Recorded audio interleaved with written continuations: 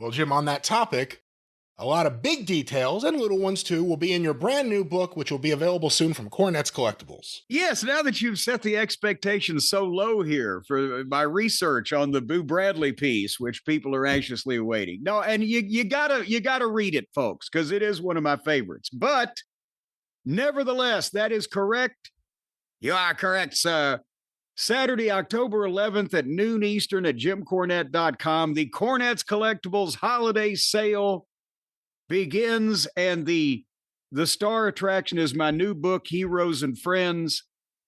It's a series of 12 pro wrestling remembrances. As I've said, part historical piece, part biographical, part personal interaction. And, you know, we've talked about some of them, but I couldn't do, a lot of these guys have books, Brian, or have books written about them. So I couldn't do everything on everybody. So I tried to concentrate on, you know, weaving in and out the personal interactions. And when I sat down at the Bobby Heenan chapter, which leads the thing off because, as I say, I make the case, he formed in my mind what it was like to be a wrestling manager when I first saw him in 1972 on television. But you know, it concentrates on his time in Indianapolis and how important he was to the promotion there, and then goes into a bit about him. But it also goes into our brief interactions, because that was of all the ribs that you could pull, it's almost like it was purposeful that fate kept us away from each other. Brian, I remember when he left Indianapolis before videotape, so I got to see him like 2 years, and then boom, and then he's gone to the AWA, and I get a glimpse or two in Georgia until finally videotape comes in, but I get in the business, and he goes almost immediately after that to the WWF, whereas I work everywhere else but the WWF until finally 1993, I go to the WWF. He introduces me. I said, oh, great. Now I can hang out with Bobby. And he quits and goes to WCW 2 months later. Not because of my presence, but that's been covered in his book.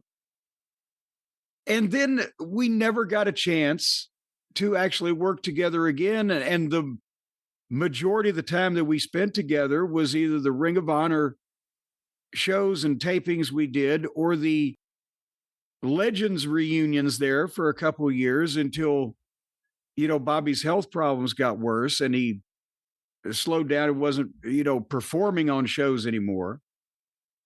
But it was, you know, every time we saw each other, it's like we picked up from last week instead of, 8 years ago. And so, you know, I enjoyed looking back at that one. And you've seen the illustrations in the Ray Stevens chapter, which I think are cool because it's color from the early 60s, the San Francisco period. And that's kind of what that chapter talks about, is his San Francisco dominance, but also the fact that I only got to meet him over one 48-hour period and got to spend 4 hours in a car with him from Atlanta to Charlotte one night.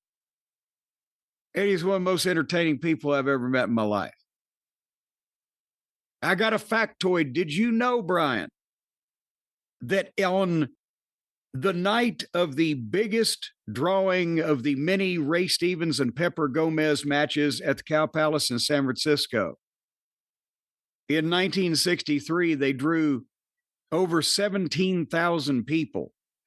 It was not only a record for attendance at any event at the Cow Palace, and the Beatles didn't break it when they came to town, but because of this, shows you how much that overall the entertainment business, sports business, whole nine yards has changed.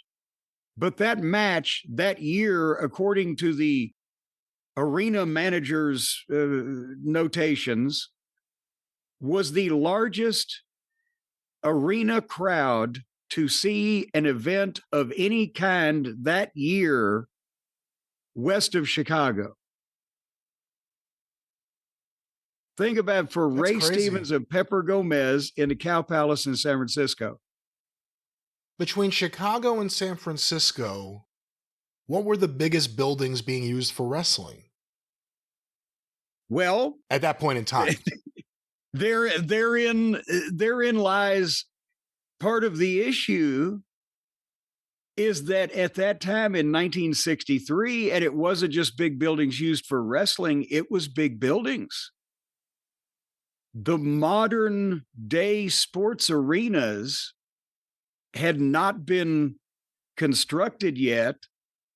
And to be honest, there were, you could count, well, now without doing research, let's say there was a dozen indoor facilities in the United States that could legitimately seat over 17,000, and most of them were on the East Coast.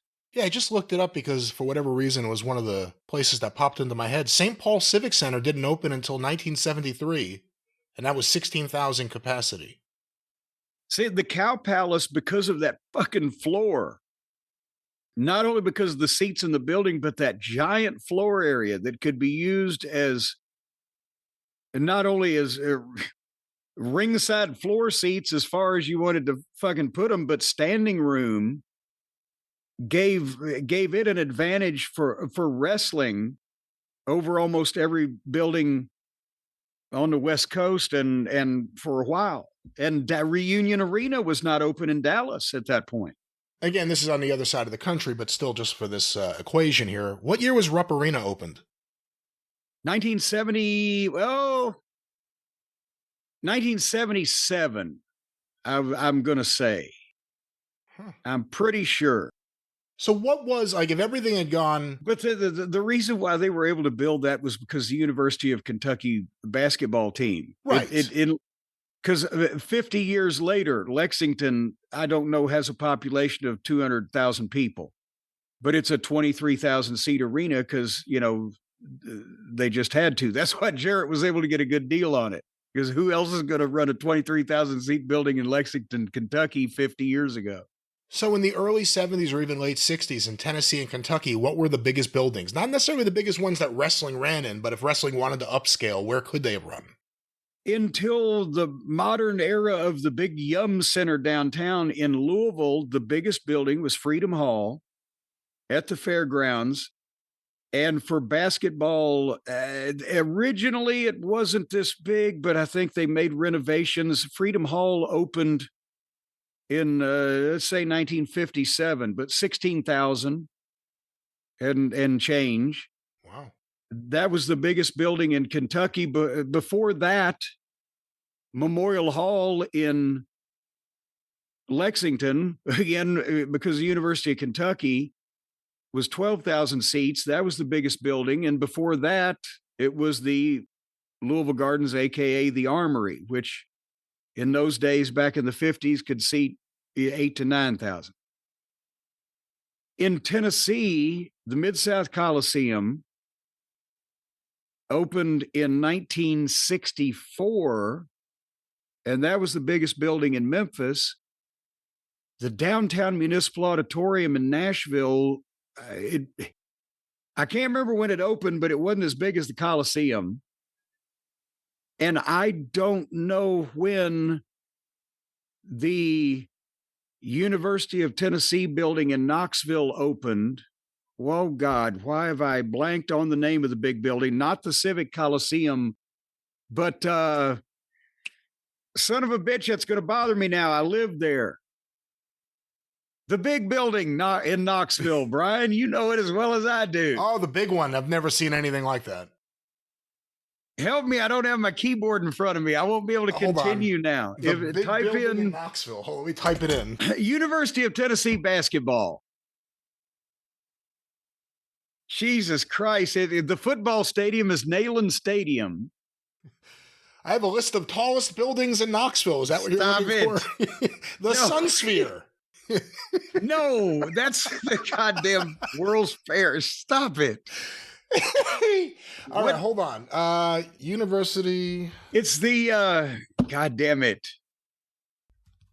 It's exciting audio here today, ladies and gentlemen. Exciting. I didn't know it was going to take you that long. I didn't know either. They play at the Thompson Bowling Arena. Thompson Bowling Arena. That's exactly what I said.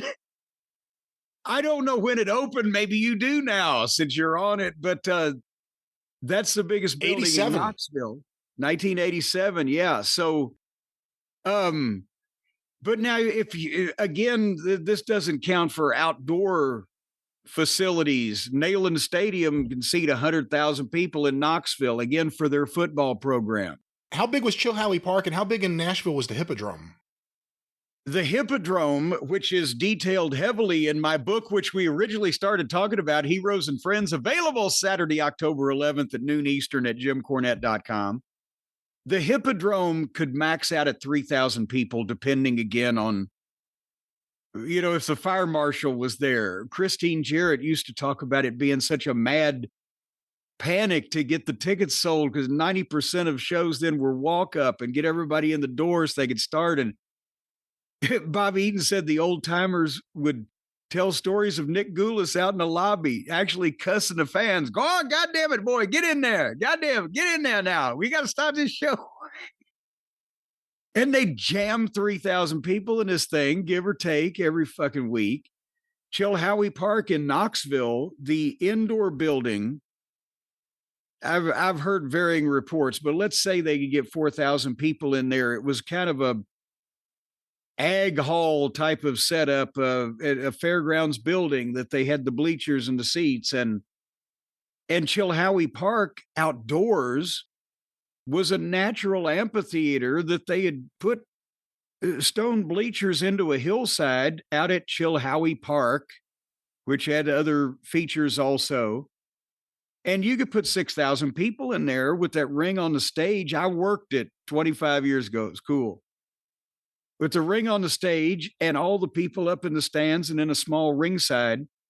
Les Thatcher, you say that they would have 3-match cards in those days. And because people were so into Whitey and Ron Wright and all those guys, they'd have 6,000 people sitting in the rain to see 3 matches, just to see what the fuck the main event was going to be or going to do. But that's the thing, is the southern buildings were smaller, and that's why they ran weekly, and they cultivated the regular clientele with the return matches and the stipulations, because not only could they not afford, in some cases, the big building in town because it was so much bigger, but they're in a lot of the days when they started these traditions, there weren't any bigger buildings.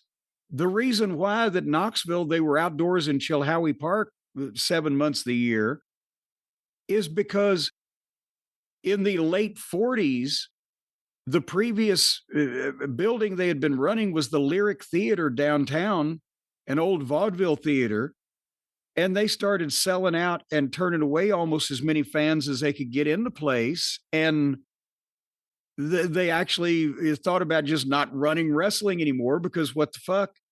When the city made the upgrades, it allowed them to go out to Chilhowie Park because it had not been anywhere near that grand a facility before.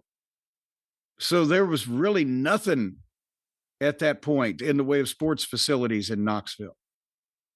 Well, like you say, you can read a lot more about topics like this in your brand new book, Heroes and even Friends. Interesting ones. Much even more than just this stuff that you'll really find exciting. Yes, you will. And along with many other things. And I'm being told by Hotchkiss Featherbottom that the banner that will tell you what this thing actually looks, or show you what this thing actually looks like, and or some excerpts from inside or whatever, will be available at jimcornette.com in the coming few days, is what I'm being told. So we'll get back to that next time on the experience.